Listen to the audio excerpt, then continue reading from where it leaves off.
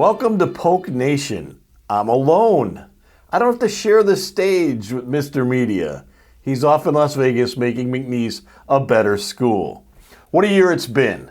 We want to thank you for joining us this year on Polk Nation. We've got something special for you this week. It's for the next couple of weeks. We're going to go over the year in video. We're going to show the highs. We're going to show the lows.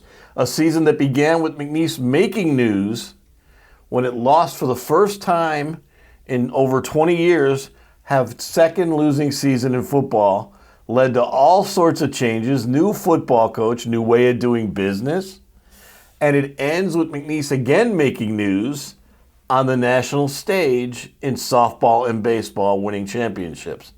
That's quite a ride we're going to go on here in the next 30 minutes. I hope you enjoy it. One thing we do have to talk about, though, before we get into that, as we've mentioned all year long, the Southland is strong again. Incarnate Word, just last week, decided to stay in the conference, not leave for the WAC, just like McNeese had done in November. Interestingly, Incarnate Word getting a lot of heat for that because of the timing more than anything else. It means that that schedule you saw for football in McNeese, you can kind of forget about it for a little bit. A new one's coming out. It won't be completely different, but we've got to add Incarnate Word, who, by the way, officially never left the league. They're always going to be considered in good standing, so there's no buyout, there's no money being exchanged. The WAC is weaker, the Southland is stronger. Expect more changes to come. We don't get into it a lot in here, but if you've been reading what I've been writing, Central Arkansas may come back. Stephen F. Austin may come back. Some new people may take a different look at the Southland Conference the next year. But that's coming up next year. For now, this show, we're going to look back on the year that was. A year that started back on Saturday football, back in the fall, after playing in the spring. A season that didn't go great for McNeese, but one that has led to a whole lot of changes and a whole lot of hope in the future. So stay with us. No story about McNeese football would have been complete last fall without that of Isaiah Chambers.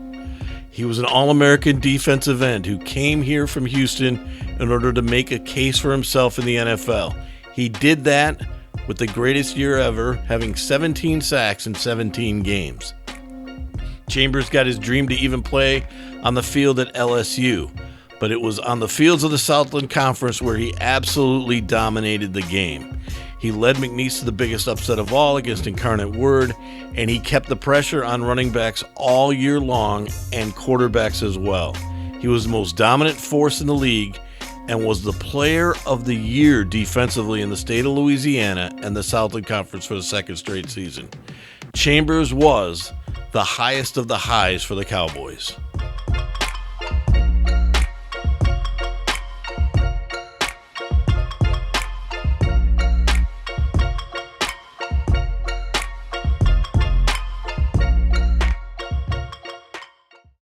The biggest moment of the season came when Mason Kinsley, a defensive lineman, intercepted Cam Ward's pass against Incarnate Word for a 28-20 Cowboy victory inside Cowboy Stadium.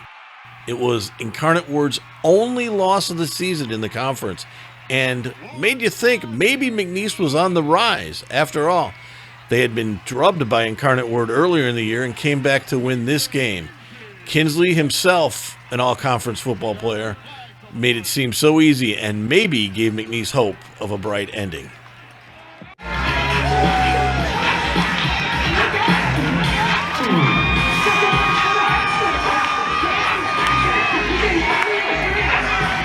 Despite the play of Mason Pierce, who on this caught a touchdown pass from Cody Ogeron against Nichols, the Cowboys stumbled down the stretch, losing to Nichols here, and then would lose ultimately the final game of the year in an upset fashion to the Demons of Northwestern State.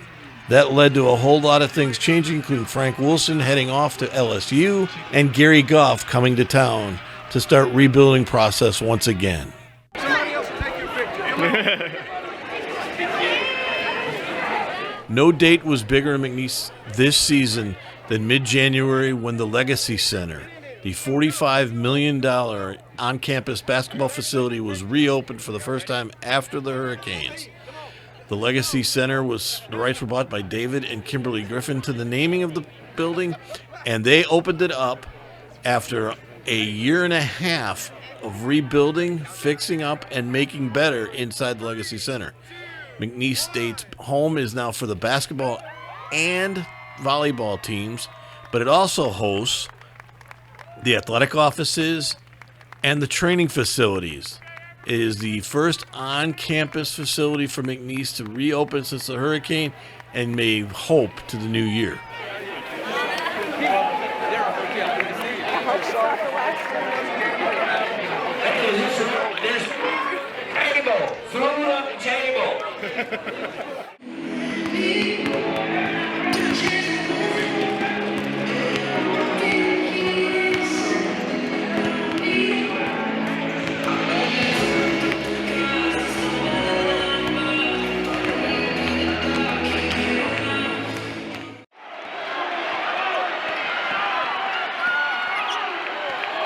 After opening the Legacy Center, the game came down to the final seconds, and Zach Scott hit this jumper for a 78-75 win that sent the crowd crazy and made McNeese a winner back on campus. What made this extra special was the fact that, watch as you go over it again, they set the play up perfect for Scott, and then, to make everything go right for the day, he hits the winning shot. It would send hope for the field, but the hope would not last very long, as McNeese did struggle after that. But on this day, they were winners.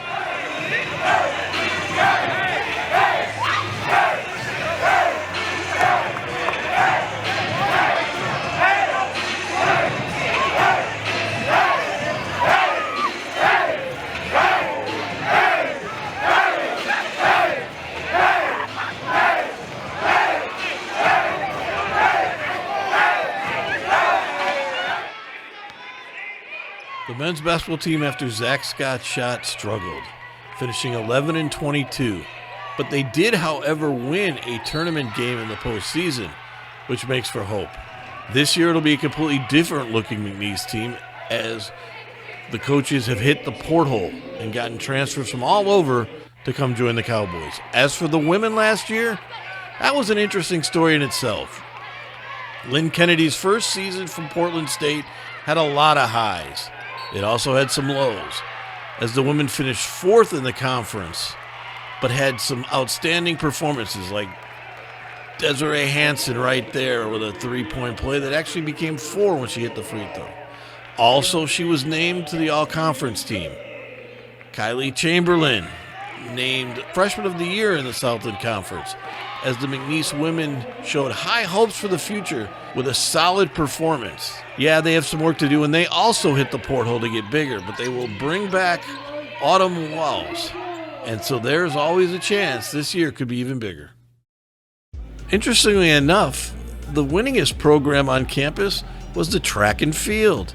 Not only did they win both the men's and women's, Southlands finishing first and second in both. On the outdoor side, they were big on the indoor side as well, as Brandon Gilroy, the head coach, was named Coach of the Year for both sports, indoor and outdoor. That's coming off a big year in cross country as well. McNeese runners went to the national championships. They had huge seasons. And again, this isn't just outside. The inside sport was good as well, as McNeese showed it was a force in the Southland Conference when it comes to track and field.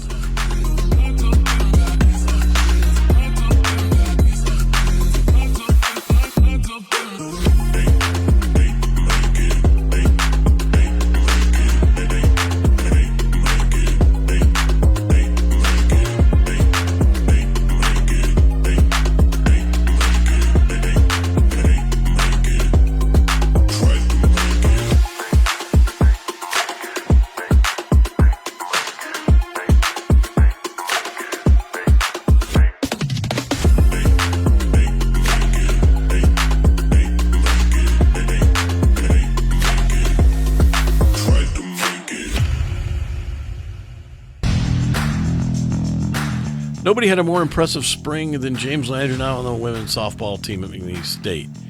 Here is the coach to explain what it meant to beat Notre Dame twice and get to a regional final on Poke Nation. We're back on Poke Nation with Coach Landreneau. And Coach, one thing I want to ask you about is you got to play in a part of the country that you're not used to. In other words, McNeese has always been Texas, Louisiana when it went to the tournament. Now you get to play a different style of games in a different place and kind of expand your brand. How important was that? It was good. You know, what's crazy is I'm out there at a game and a guy walks over to me. He lives in Chicago. He said, "Hey, I want to meet you." He said, "I always did something. Always looked around of all the schools that are coming, read your bio, fascinated about McNeese, started getting fascinated about McNeese, and 2 years ago y'all stormed." So he knew the whole history. Yeah. And he's like, "Hey, just want to let you know, fan, there's another guy there. He graduated. His kid goes to Northwestern. He comes over." So I think just, I think there's people there from certainly in Indiana that know who we are now, and I think that's important that as you're going through your recruiting base and kind of always trying to expand that you keep growing that fan base and just your brand. And I think it was huge to be able to get in a different part of country. We hadn't played a whole lot of Big Ten in the past or ACC, so it gives us some opportunity to be noticed within their conferences. And what about the fact that you get to get on a plane? It feels like you're at a regional. It doesn't feel like it's just a game that you've already played. It definitely had that feel to it, right? It's not an hour bus ride somewhere to play a game that you played already during the season. You get to play opponents you never played, see different weather, different climate, different, the school, everything's different, And we lost. I'm sure the weather was bad. I don't know how anyone lives. I don't know how anyone lives there. I tell you what, if May is 40-something degrees, I hate to see what January and February. Yeah, you would. Yes, you would. It's 40 degrees the other side of zero sometimes. Oh, man. It's a little rough. That was different. Coach, so let's talk about this. Obviously, this program is truly trending in the direction that you want it. Yes, sir. We get to Championship Sunday. We sweep Notre Dame, beat them twice. Like you said, the committee now going into the future really understands how good this program is. We took another step. What do we have to do? What does the program need from a recruiting standpoint, from a training standpoint, to take the next step moving forward and actually not only get to Championship Sunday, but win Championship Sunday? Yeah, that's a great question, I think, and that's what we do as a staff is evaluating our needs of our programs and where can we get better. What are some areas, I thought we made great strides this year in doing some simple things of being a little bit better with the mental side of the game and preparing our kids for those moments. I think we've added some stuff for us, the athletic side with mobility and spending a lot of time and making sure athletes move better and stay healthier. And it showed at the end of the season where we're moving better and faster at the end, witness fatigue. So I think that's some things that we could do there. Recruiting wise, you just you want to get depth in positions, and I think that's where it is. Obviously, I feel we rolled out a very young pitching staff compared to the pitching staffs we faced. No question. And I think across the board, we had young people on the field compared to the people. So I think us getting there and that experience, and we got to maintain it now. So every class that comes in understands what it's like to be in those moments. And until you're in that moment, you can't prepare for it. And until the crowd's a little louder, the ball's everything's a little faster. So I definitely think we're in the right direction. Recruiting-wise, we got to evaluate our needs every year. And because I think the biggest thing is, I think we're in a position to where you can evaluate what you need coming into the next year, and you're not trying to overhaul all the time. And I think that's where you really get to now build some depth. Well, I think too, I've said, I'm a coach for 26 years, it comes down to three things, right? It comes down to the culture, and that's the leadership, starts with the top. And then it's talent, and then it's coaching, right? And to be elite, you have to be elite culture, you have to have really good talent, and you have to obviously know the sport and how to teach it and coach it and make the adjustments. And I say it all the time, this program has all three, and I'm not just saying that because you're sitting here, because I've said it before. It's CTC, and you have it. And that's the neat thing about this program, Jim, is that, it just keeps moving forward, and it's just another step and another step and another step. And I'm excited. I mean, we host a tournament here the next 4 years. The program's getting better and better. I'm excited where we can be in not only next year, but the next couple of years with Coach Landreneau here. Well, what I want to see is how this affects kids in the portal that want to come here now. For sure. Because they've seen you now. Yeah. You've been exposed to, and they've been exposed to you. Yeah. And I also want to see what the triple play, how you design that triple play. That's what I want to see. We practice that 3 times a week. But hey, you have to have some misfortune on the other end for them. I'm just glad to be on this side of it. I promise you that, because that was such a big momentum changer, right? Yeah. Triple play, and Ramirez comes up and hits the home run, and kind of just changed that whole game right there. That's exciting. Ultimately, where our program's heading is I feel that it's the more you're on the national scene, obviously know who you are. Because a lot of places you go into these cities, they've never heard of McNeese or Lake Charles sometimes, and so I think it puts us on the national scene. I love what ESPN has done with the coverage, right? It puts us out there, it gets us exposed. The way our fan base and media, the way you guys have covered us, has brought so much to our sport. So it's going to be interesting. Who knows how it's going to be in the future? But I think I'm with Coach Schroyer. We're heading in the right direction. We're trending, and we just got to get the right people on the bus and put them in the right seats right now. We'll get Coach's final words after this on Polk Nation. The softball team at McNeese State has suddenly become a national power right before our very eyes. With 40 wins, once again, the Cowgirls were a team that would play anybody at any time and any place. And, as always, they won. They won on all levels at all times. They won the regular season Southland Conference Championship. They won the tournament Southland Conference Championship. They have become the winningest program this school has and has followed nationally, and kids are flocking to come here to play for James Landreneau's crew. The biggest difference is this Cowgirl team is also winning on the national level. We saw them go to the regionals and not only play well, but win. That's right, win. They became the first McNeese team to play in the spring for a regional championship, playing and beating Notre Dame twice. But for McNeese, really, the big thing is they have gotten national attention by playing tough competition. They will play anybody, anywhere, at any time. And James Landreneau has become a coach who has chances and options to go elsewhere. But it's really what he's done at McNeese which has been most impressive. And once again, the Cowgirls are more than willing to go to LSU and bring schools here and play a different kind of softball, one that is nationally known. They have opened up a lot of eyes into what McNeese State sports is, but also what Lake Charles brings, as teams have come here willingly to play and compete at tournaments in this town. That's the biggest plus that McNeese softball has had. But when it came to the regional, losing to Northwestern wasn't embarrassing, but beating Notre Dame was impressive, and they did it twice.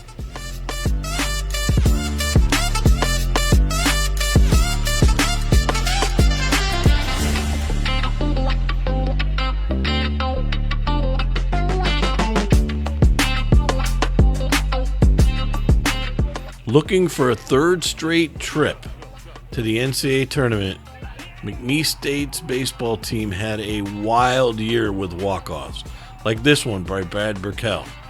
McNeese State at one point won 3 games in a row, twice with walk-offs, including a grand slam home run.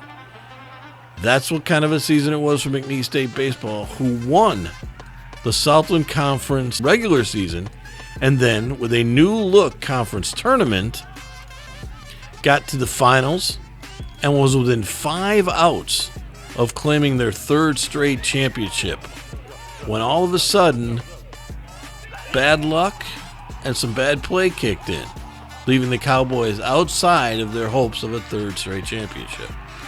But to the good news, the awards came flowing, as Peyton Harden became Player of the Year for center field, leading the conference in hitting and hits.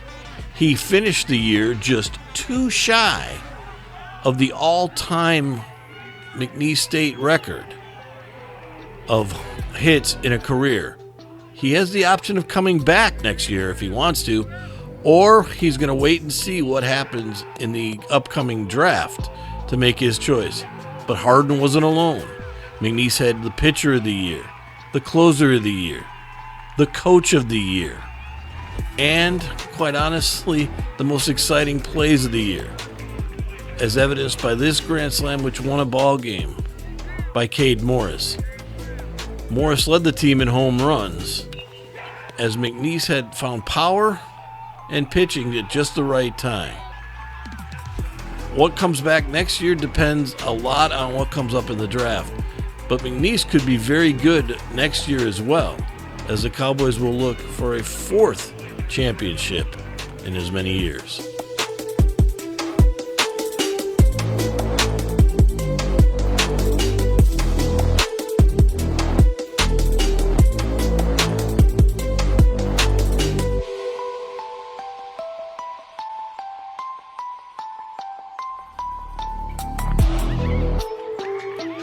That's our show for this week and for the year of Polk Nation. Remember, we go by the sports year, not the calendar year. Want to thank a lot of people, everybody at McNeese State, for all the help in the last year. Obviously, my co-host, T. Schroyer, who makes it interesting and entertaining, and we try not to swell his head too much. But also PJ Lawton over at McNeese, and he provided the video for this show, does a great job. If you guys ever need to look and want to see some video on McNeese, look on their website. He's got it all down. But for the year at McNeese, an interesting transition as they go from being the victims of hurricanes to all of a sudden at the end, champions of a league that they now control. A league that they almost left a year ago. And a year ago, a league that was almost dead itself has now reborn, gotten stronger, and has McNeese at the centerpiece. All this starts with Media Day for Football, which comes to Lake Charles this year, as we will take a long look at football after a couple of week break here on Polk Nation. Thanks everybody for watching. Hope you enjoyed this. We hope to get to more videos next year as we continue to revolve. And a special thank to Marcus, who is on the camera. Always great to have him. And he does a great job putting this all together. So, Marcus, thank you. Thank everybody for watching. We'll see you next year on Polk Nation.